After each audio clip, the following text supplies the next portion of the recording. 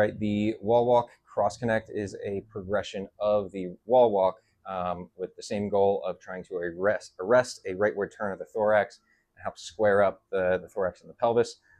All you'll need is a wall that you're going to place your feet on. You want to scoot yourself towards the wall close enough where your knees or your hips are actually ahead of your knees, or your knees are behind your hips. So if I were to drop a line down from my knees, my hips are actually past that line away from my head. My feet, hips, knees, and feet are going to be in line. You want to make sure that your feet are ahead of your knees to create this negative shin angle. So this is a negative shin angle, this is a neutral, and this is a positive shin angle. So you want to make sure that there's a negative shin angle. Knees are behind the feet, and you want to secure all 3 points of contact in that right foot, being the inner heel, knuckle the big toe, knuckle the pinky toe. You're going to lightly press into the wall through the inner heel, knuckle the big toe to make sure that's secured the whole time. With the right arm, you're going to take it, kind of reach the elbow towards the ceiling, elbow bent. With my shoulder relaxed, I should feel my shoulder blade against the ground.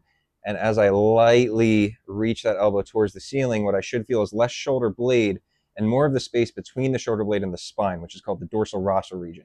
So as I lightly reach up, I should feel that start to get a little bit heavier into the ground. If I go too far, that dorsal rostral region actually lifts off of the ground, which is the opposite of what I'm trying to do. So you want to make sure you don't go too far. You want to go nice and slow until that space starts to get a little heavier into the ground. Once you have that, maintain that position in your upper back, and all you're going to do is just angle the elbow down and slightly in towards midline. And you're going to keep the arm there the whole time. Now from here, I still have my foot contacts on my right foot. I'm going to ever so slightly take my left foot off of the wall. From here, I'm going to breathe in and then exhale. As I exhale, I'm pushing my hips up and away.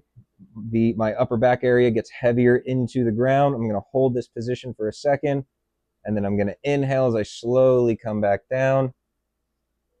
Once the back of my pelvis touches the ground, I'm going to pause, finish my inhale, and then exhale as I lift up again.